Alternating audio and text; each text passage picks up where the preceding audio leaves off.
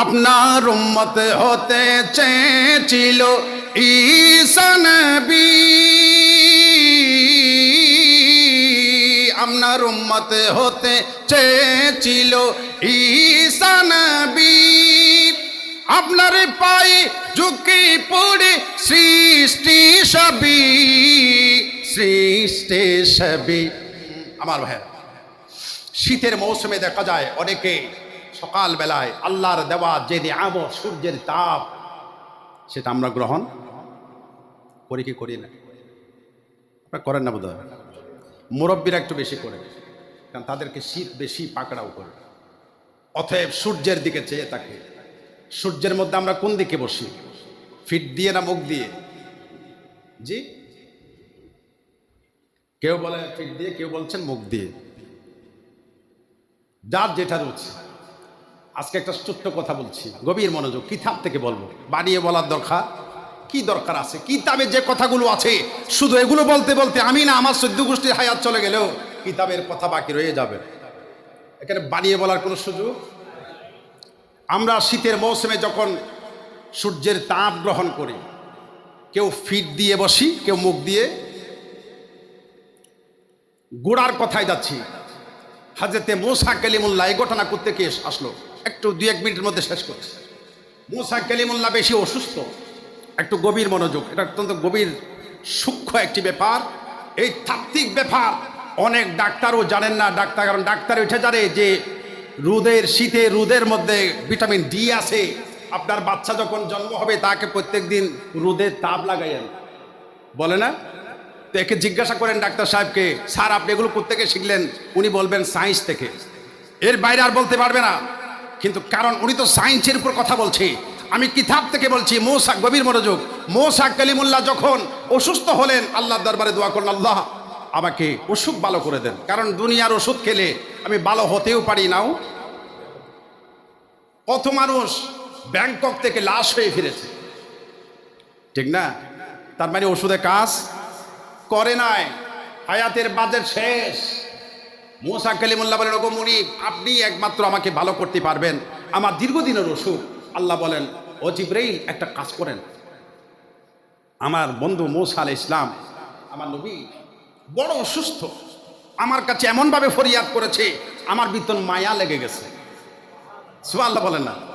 মায়া লেগে গেছে। আল্লাহকে এমনভাবে বলতে হবে যেন মায়া লাগে। মায়ার দাম গোটা দুনিয়ায় আছে, মায়ার দাম আল্লাহর কাছেও। এই জন্য আল্লাহর কাছে নবীরা যখন দোয়া করতেন কাকুতি মিনতি করে বলতেন, লা ইলাহা ইল্লা আনতা সুবহানাকা ইন্নী কুনতু মিনাজ জালিমিন। অথচ নবীরা কোনোদিন জালেম ছিলেন না, ছিলেন? কিন্তু উনি বলছেন কি, আল্লাহ আমি জুলুম করেছি, ছোট হয়ে গেছে, আল্লাহর কাছে সুপর্দ করেছে, নিজেকে একেবারে মাটির সাথে মিশিয়ে দিয়েছে, আল্লাহ কবুল করেছে। এভাবে এক একজন নবী, ইব্রাহিম ও খলিল, হযরতে মুসা কালিমুল্লাহ এই দোয়া যখন করেছেন, আল্লাহ জিবরাইলকে ডাক দিল, জিবরাইল আমার কাছে একটি নূরের পোশাক আছে। কিসের পোশাক? গভীর মনোযোগ, নূরের পোশাক। এই পোশাকটা গিয়ে এটার মধ্যে শেফা দেওয়া আছে, ওই পোশাকটা মুসা কালিমুল্লাহর গায়ের মধ্যে একটু পরিয়ে দেন। ওনাকে বলবেন ওনার পোশাকটা যেন ওনার শরীরের সাথে থাকে, যদি থাকে উনি জীবনে অসুস্থ হবেন না। কি হবেন না? জিব্রাইল আমিন, কি সংক্ষেপে শেষ করছে, জিব্রাইল আমিন পোশাকটা দিলেন মুসা কালিমুল্লাহর দরবারে। এসে বললেন, ওগো জিব্রাইল, ওগো নবীজি, আল্লাহ আপনার জন্য একটি পোশাক দিয়েছে, পোশাকটা আপনি পড়ুন। মুসা কালিমুল্লাহ পড়লেন। তিনি বয়ান দিচ্ছেন, আমি যতদিন জীবিত ছিলাম অসুস্থ হই নাই। চিকিৎসাকার আল্লাহ যদি দয়া করে অসুস্থ হবে? কথা বলেন না কেন? আল্লাহ যদি দয়া করে রোগের জন্য ওষুধ স্বরূপ পোশাক পাঠিয়ে দেয়, হবে? অসুস্থ হবে? হবে না। আল্লাহর নিয়ামত তিনি পড়েছেন, জীবনে কোনোদিন অসুস্থ হন নাই। যখন তিনি ইন্তেকাল করেছেন, জিব্রাইল আমিন তার পোশাকটা খুলে নিয়ে আল্লাহর দরবারে চলে গেলেন, কারণ ইন্তেকালের পরে তার পোশাকের দরকার।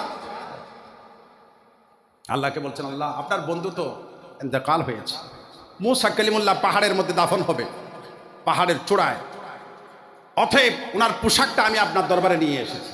তো আল্লাহর একটি শান হচ্ছে, কোনো জিনিস দিলে সেটা ফেরত। আল্লাহ জিবরিলকে বলে, জিবরাইল এটা তো আমি দিয়ে দিয়েছি, আমার কাছে অভাব আছে নাকি? আমি দিলাম।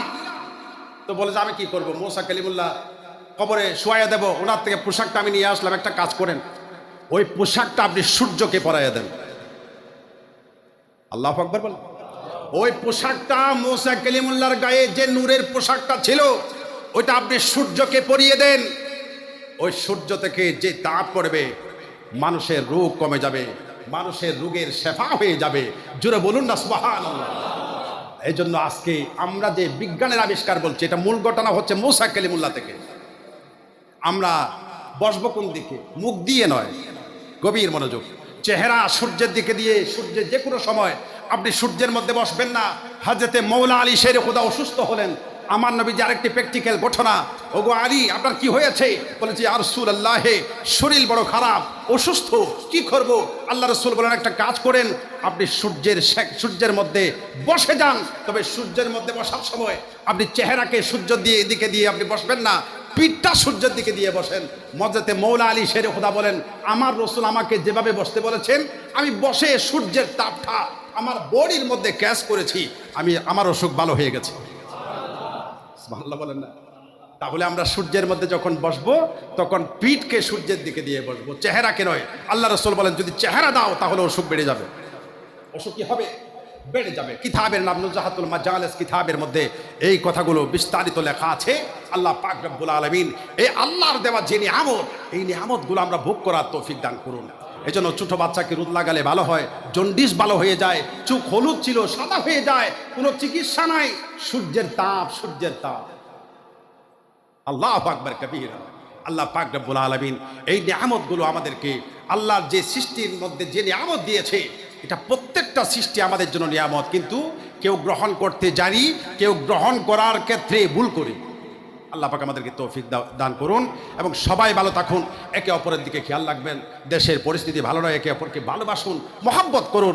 এক ভাই আরেক ভাইকে মহব্বত করবেন, হিংসা নয়। আমরা ভালোবাসার বন্ধন করতে চাই, মুস্তাফার সুন্নাত দিয়ে জীবন গড়তে চাই, সমাজ গড়তে চাই, রাষ্ট্র গড়তে চাই, বিশ্ব মুসলমানদের ভ্রাতৃত্ব বন্ধন অটুট করতে চাই। ওয়ামা তৌফিকি ইল্লা বিল্লাহ। আসসালামু আলাইকুম ওয়া রাহমাতুল্লাহি ওয়া বারাকাতুহু।